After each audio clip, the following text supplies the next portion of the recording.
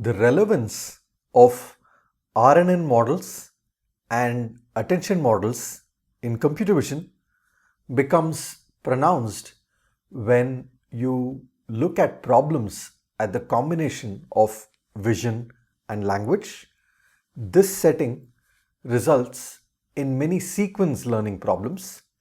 We saw one in the last lecture, image captioning, and we'll now go even further and talk about tasks such as visual question answering and visual dialogue. One question that we left behind was, instead of image captioning, can we do the opposite? Go from caption to image using any models that we've seen so far? We can, but not using the models that we have seen so far. We will see generative models quite soon and see how we can use them to do caption to image generation.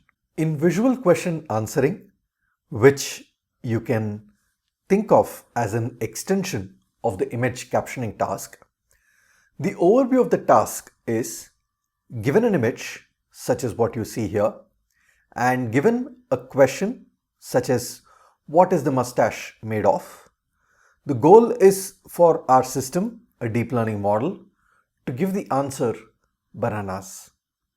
So you need an understanding of the question. You also need an understanding of the image and the relevance of that question to a specific part of an image, and then be able to give a reasonable answer. Here is a demo of how this VQA task works. Given an image and the question, where is the kid sitting? If you had a good trained model for this particular task, the kind of answer you would get is the sink gets 99% confidence, which is actually true if you look at the image. This is actually a demo from a website known as CloudCV, developed by Dhruv Batra and Devi Parekh at Georgia Tech. You are welcome to go to this link and try out visual question answering on your own images. Before we go forward and talk about what models you can use to solve VQA problems, obviously we'll be looking at combinations of CNNs, RNNs and attention. When we say RNNs, we also subsume LSTMs and GRUs in that same term. Before we discuss those models, let's discuss the kind of data sets that one needs to solve VQA problems. So far, we have needed image classification datasets, image detection datasets, image segmentation datasets, and to some extent, what we saw in the last lecture, image captioning datasets. In each of those, the expected dataset to train the model is self-evident. For this task, VQA, things are a bit more complex. So let's see a few datasets that have been developed to address this problem. So this was the first dataset known as the VQA dataset, developed in 2015. This dataset has images and questions such as what you see on this image here. Given an image, there are two questions. What color are her eyes? What is the mustache made of? Similarly, for the second image, how many slices of pizza are there? Is this a vegetarian pizza? The third image, is this person expecting company? What is just under a tree, under the tree? And the last one, does it appear to be rainy? Does this person have 20/20 vision? As you can see, for each of these questions, the model needs to understand the question as well as the image and the relationship between the image and the question. So in this VQA dataset, you can see that the answers are open-ended and the answers are also multiple choice answers. So you're given a set of options and the model has to choose one of those options as the output. Why is this important? Which means the task for the model becomes classification again. Given a set of options, the model has to output a softmax over or a probability vector over the set of options, and the option with the highest probability is the predicted output of the model. So this VQA dataset has about 250,000 images, which is obtained from a dataset known as MS-COCO. MS-COCO stands for Microsoft Common Objects in Context. And this dataset was developed for the image captioning task. That dataset is extended for the VQA dataset plus about 50k abstract images such as these.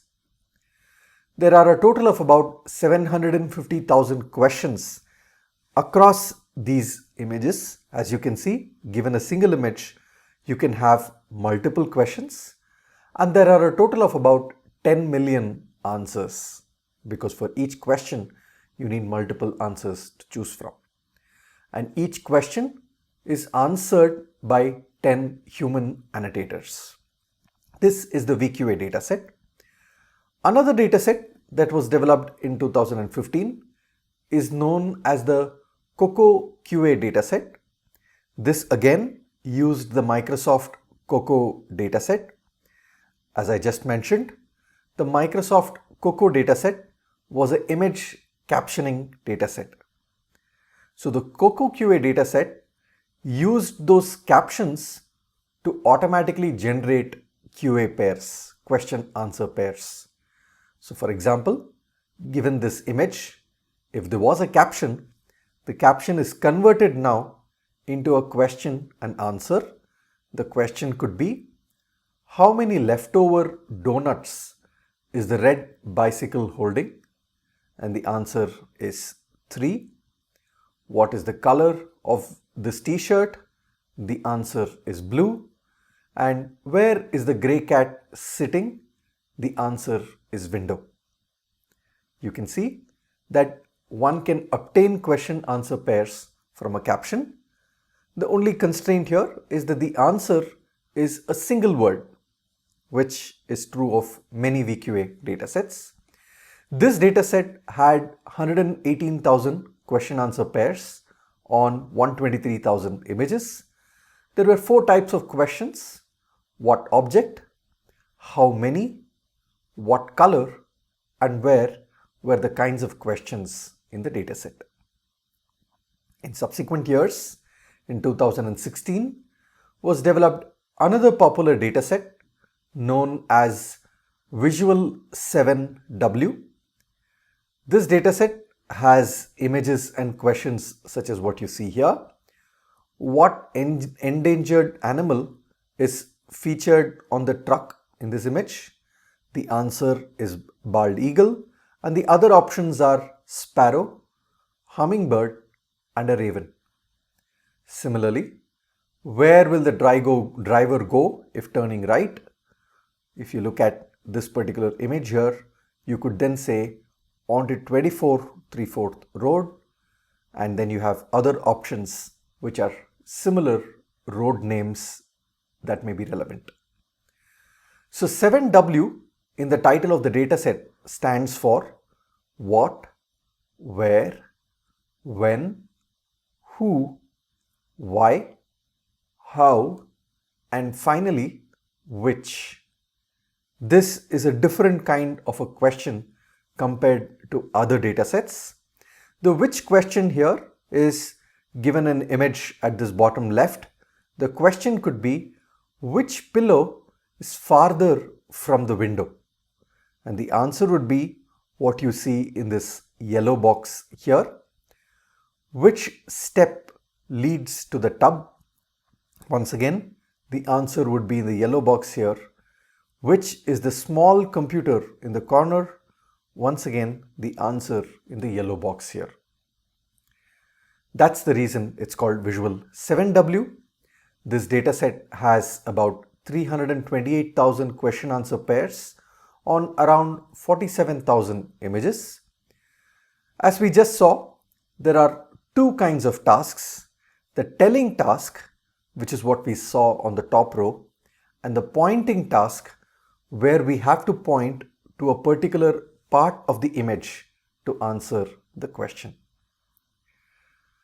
Another dataset more popular in recent times is known as CLEVR, was developed in 2017, and this dataset is a semi-synthetic dataset which helps answer reasoning questions. So the questions can be a bit complex. So given an image as what you see in the top left here, the question is, how big is the gray rubber object that is behind the big shiny thing, behind the big metallic thing that is on the left side of the purple ball?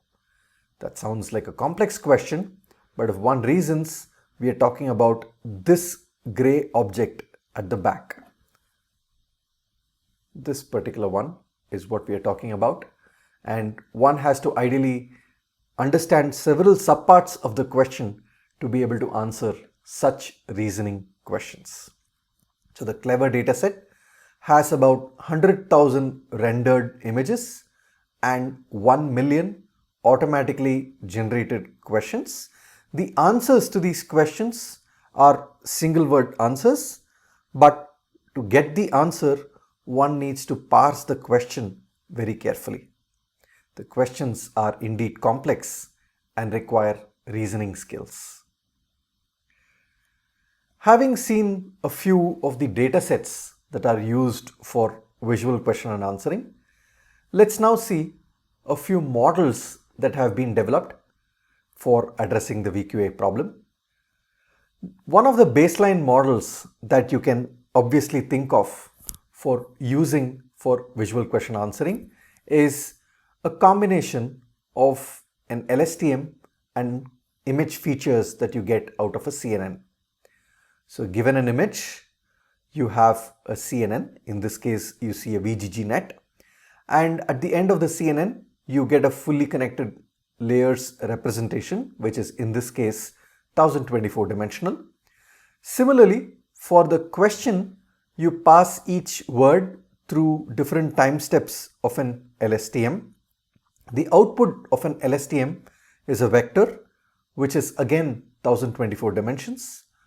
You concatenate these two and send it through a few fully connected layers to make a final prediction of what the answer should be. If your answers were among a set of options, you would have cross entropy loss, and everything that you see here, all the parameters of every part of the network that you see here, can be learned via backpropagation on that cross entropy loss. So hope you understand how you can train these architectures. Although we are adding the abstractions that we have learned so far, CNNs, RNNs, attention, we are trying to mix match them to solve these problems. Hope you can take away that none of these components violates how you can use backpropagation to learn the weights of the network. Using backpropagation and gradient descent stays constant through all of these kinds of architectures. Another baseline model that was developed in 2015 for visual question answering was a simple method again, where given an image feature was extracted out of one of the layers, one of the outputs of the layers of CNN. And for the question, a simple bag of words frequency histogram was used as the text input. So these two were concatenated, and using a simple neural network, the model predicted what was the right answer among a set of options. Having seen these simple baseline models, let's now try to see if you can improve upon these baseline models by getting more complex models. One of the efforts in this direction was in CVPR of 2016, known as stacked attention networks for image question answering. In this particular model, given an image, you get a representation out of a CNN, and very similar to attention models that we talked about on top of a CNN, you take a certain convolutional layers feature map. You would then be able to map that to spatial locations in the original image. Now you have feature vectors corresponding to each part of your image. You now take the question and pass it through an LSTM. You can do convolution if you like. We'll see this a couple of slides later. And the output of the LSTM gives you a representation for the question. This question is passed to the feature vectors of different parts of the image, and between the feature vectors of the image and the question representation, the model gives us a certain attention map on different parts of the image.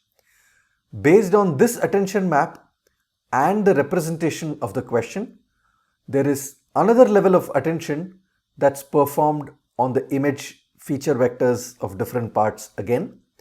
That leads to a different representation, which we expect is the final solution, and that representation is finally taken to the output layer, where a softmax over the options in answers gives you the final outcome.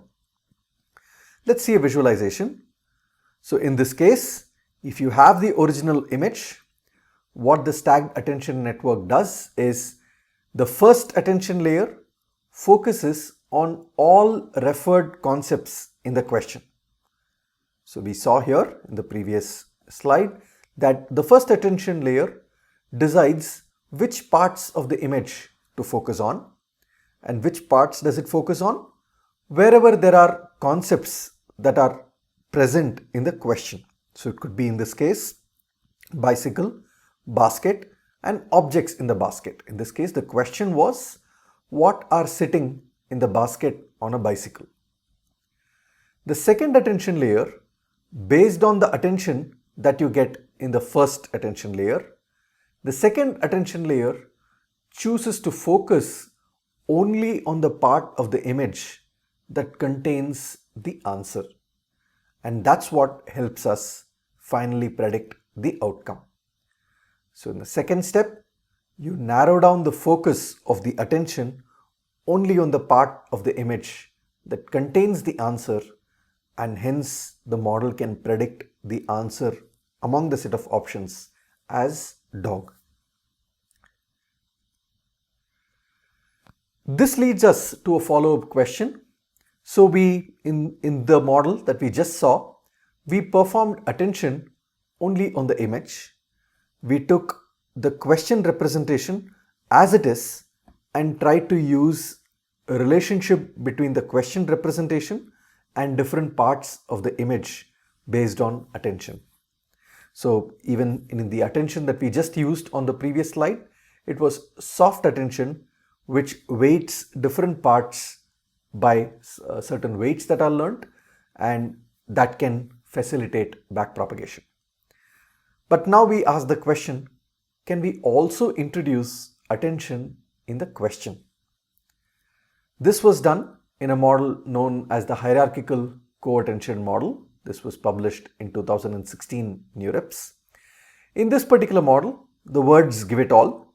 We have co-attention, which means we attend both on parts of the image as well as parts of the question. And the hierarchical part comes from, we first get an embedding at a word level of the question, then at a phrase level of the question, and finally on the entire question itself. Let's see this in more detail. Given a question, we extract its word level embeddings, phrase level embeddings, and question level embeddings. At this point in time, you can assume that this is something that you get by passing through some neural network. So what is the input in these cases? Do you really give the text as input? Not really. Remember, for all of these problems that involve text, to a large extent, you have a vocabulary of words, and each word in your question corresponds to a one-hot vector on your vocabulary, where you put a 1 for the index in the vocabulary that this word belongs to and a 0 everywhere else. That would be the input that you give for a particular word. So you extract word level, phrase level and question level embeddings. At each level, you apply co-attention. So both for a word level map embedding, you apply attention on the question as well as the corresponding image. Similarly, for the phrase level and the question level, the final answer is based on all the co-attended image and question features. So if you see carefully here, when we say what color on the stoplight is lit up. So you can see here, this is the question, and the ideal answer you would expect is green. So you first take word level embeddings and you attend to one part of it. In this case, you can see that the attention is focused on stop. Similarly, at the same time, the attention on the image also seems to be focused on somewhere around the traffic light. In the next level of the hierarchy, the attention is focused on different phrases in the question. In this case, you can see the maximum weight goes to the phrase called the stoplight. And once again, you can see here that the image is a bit more confident now and focuses completely on the stoplight.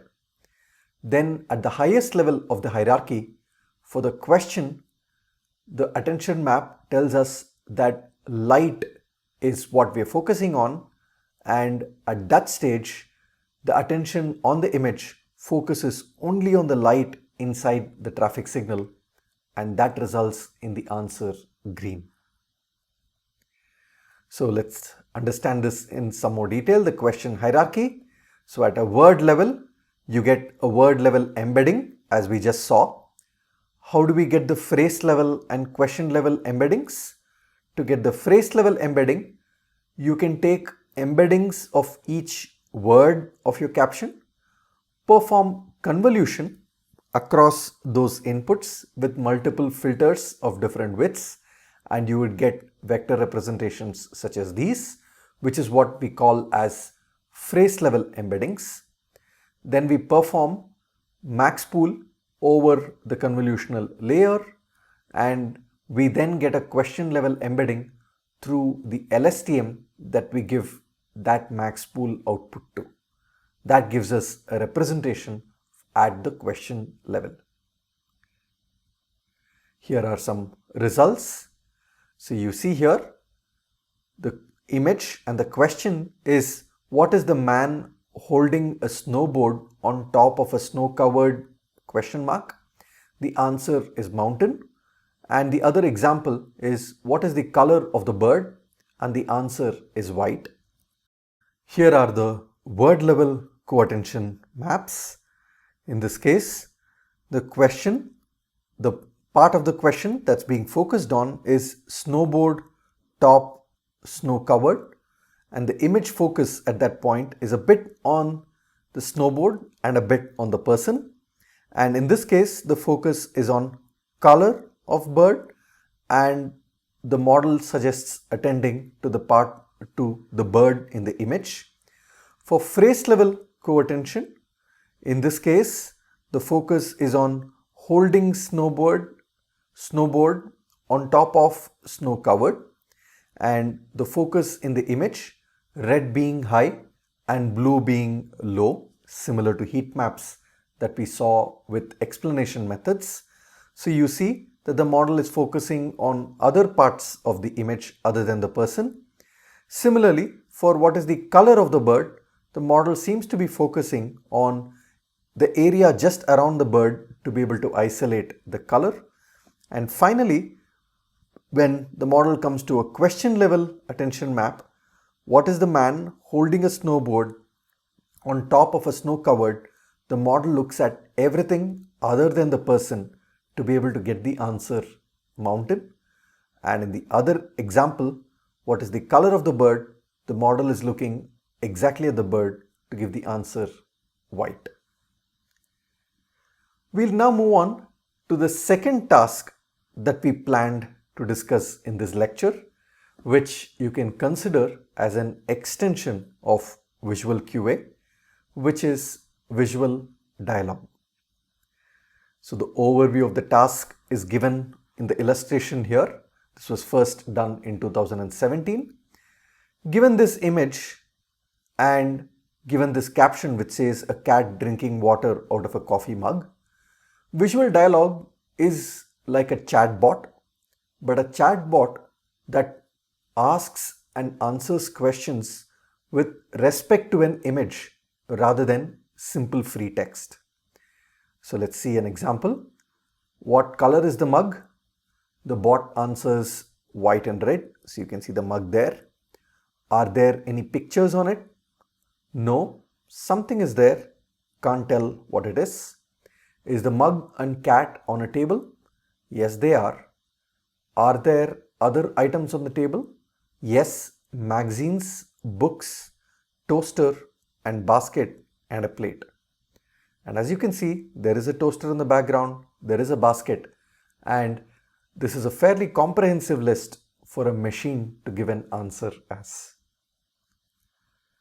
So here is a demo of how visual dialogue works. Given this image, and the bot says a man and a woman are holding umbrellas. The question that a human can ask, what color is his umbrella? The bot answers his umbrella is black.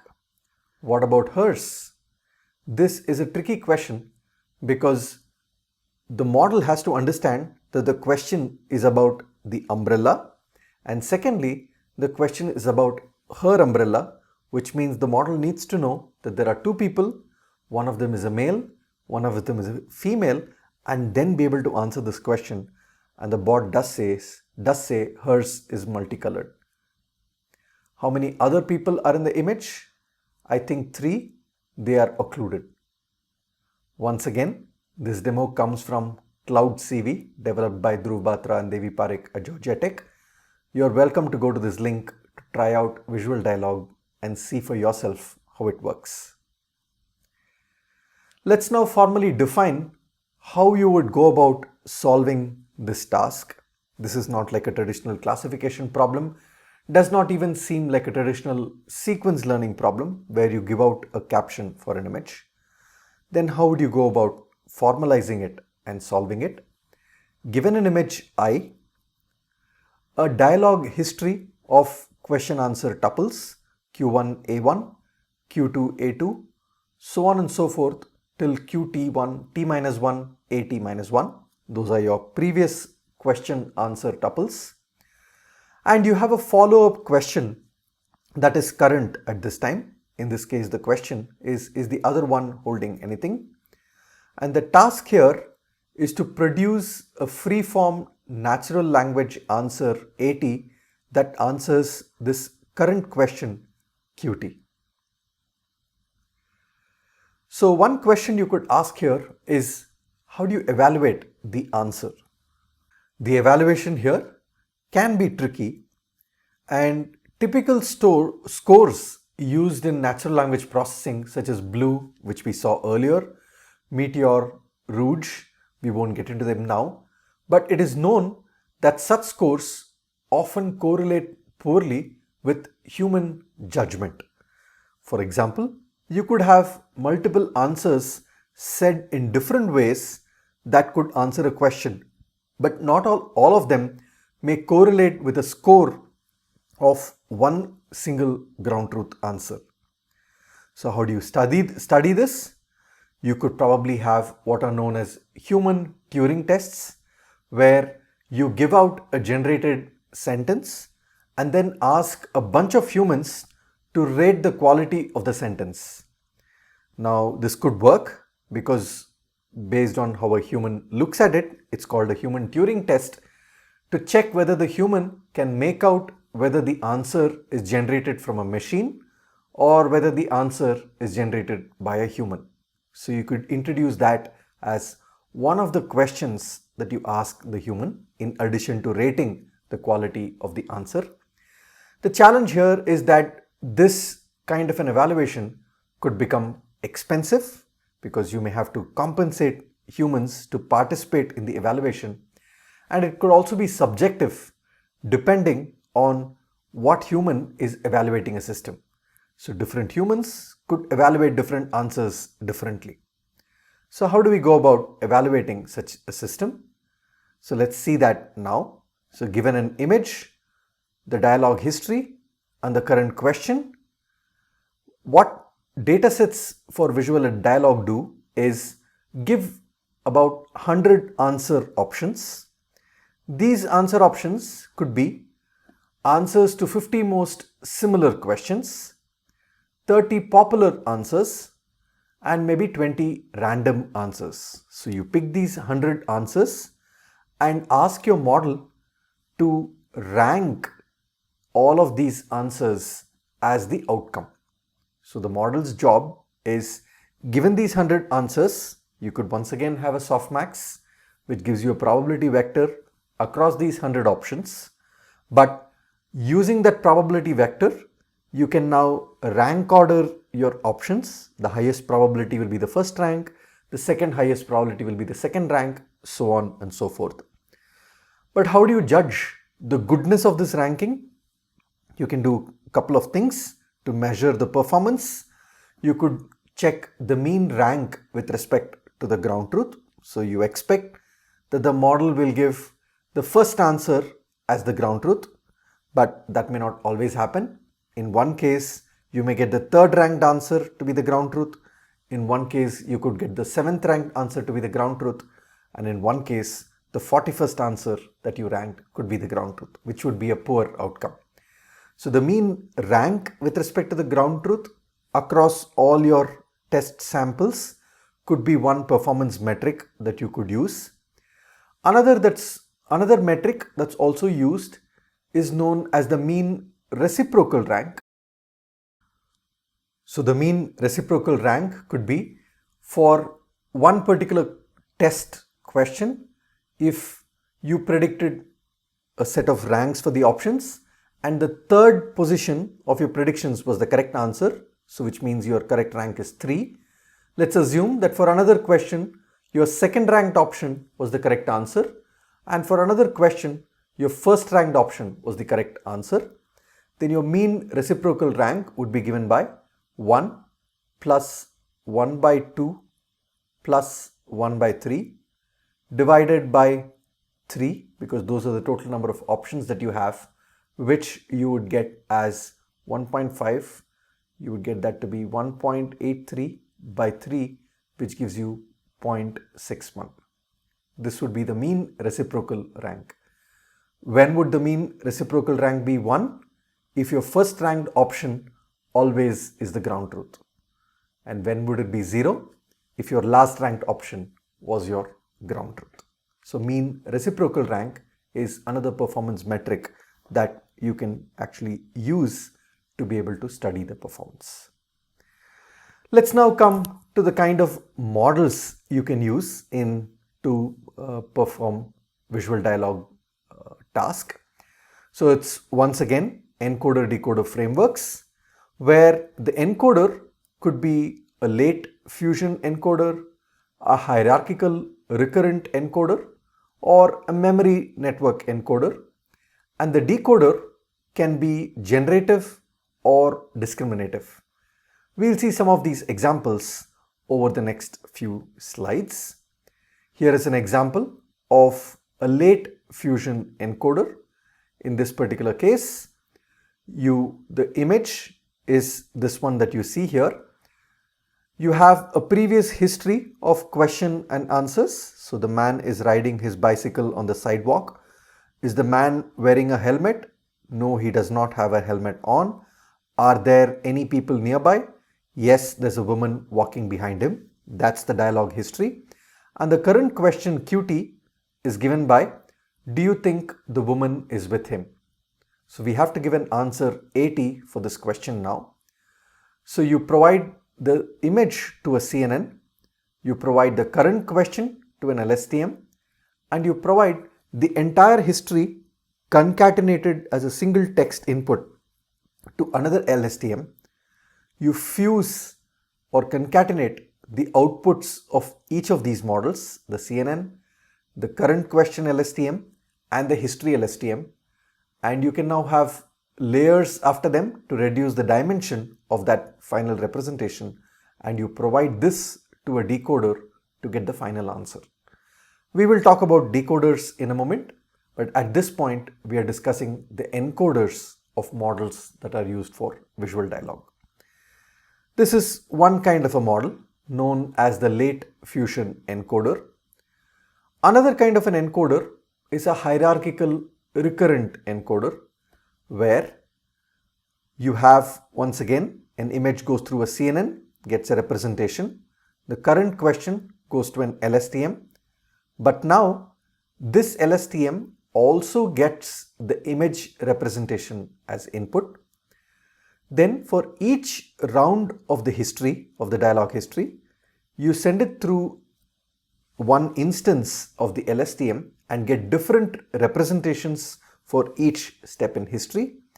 Now you have another LSTM that combines these inputs from previous dialogue history and the current question and the image, and the output of that next level of the LSTM is passed on to the decoder to get the output. So this is called a hierarchical recurrent encoder, because you have an LSTM to take inputs of the image, current question and the dialogue, and you have another LSTM that combines these inputs before passing on to the decoder. This is the hierarchical recurrent encoder.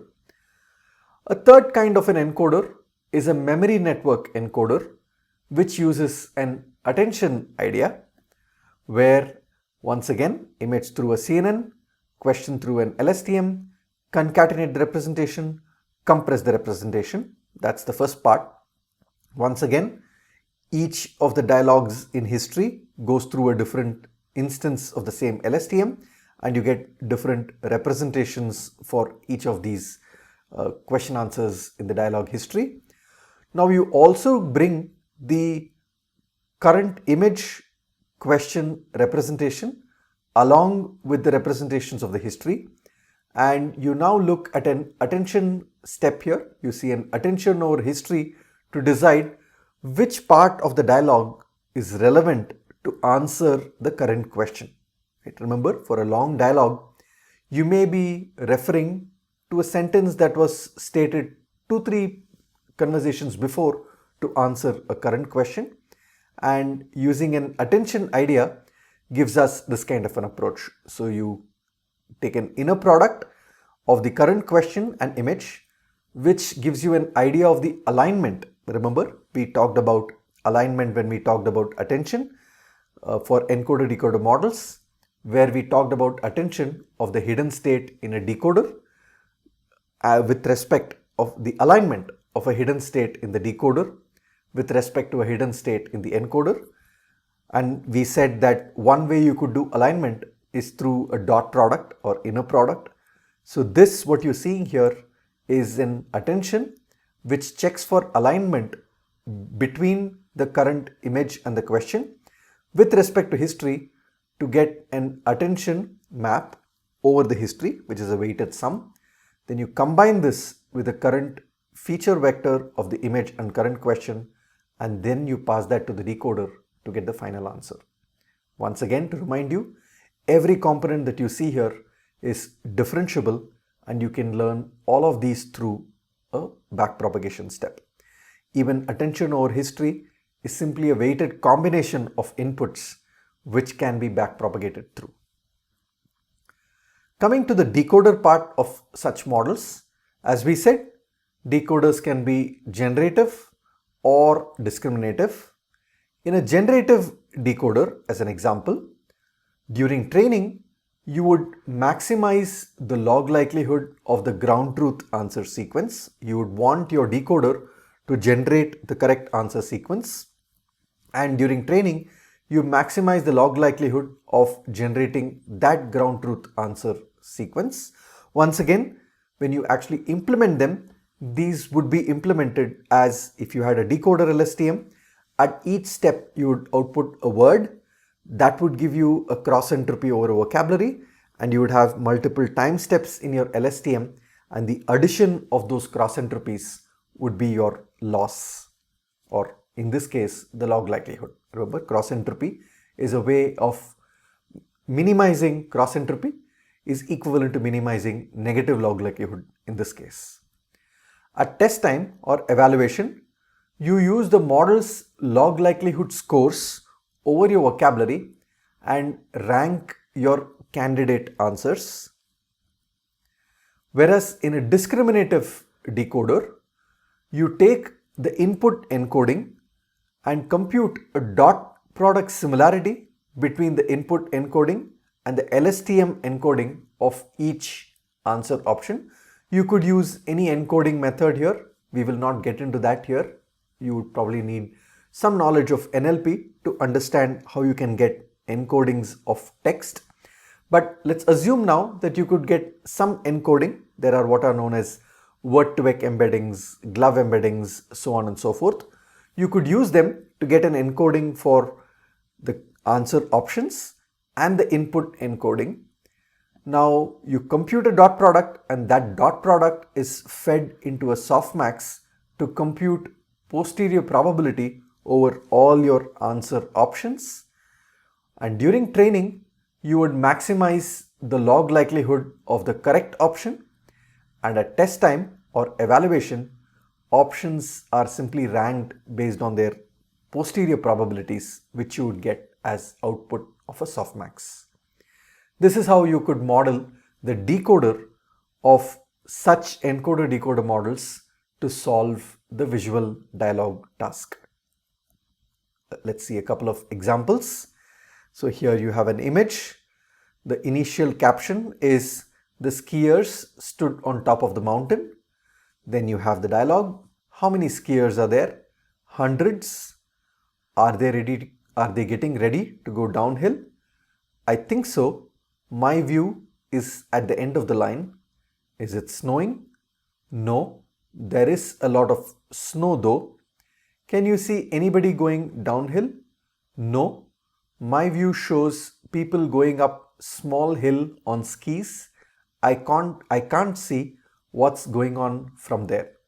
And so on and so forth, as you can see, is a meaningful dialogue. One more example for you to see at your leisure for visual dialogue. If you'd like to know more, you can read these papers. There are some of them which are more recent, which we didn't get a chance to cover in this lecture. We covered the most basic methods, but if you'd like to know more, you can follow some of these recent papers. And we're going to leave one question here. Can you come up with better methods to evaluate visual dialogue systems? Think about it. May not be a non-trivial answer, may not be a trivial answer. Think about it, and we'll discuss the next time. A few more readings for visual dialogue papers, including some very recent papers that could be relevant. Here are some references.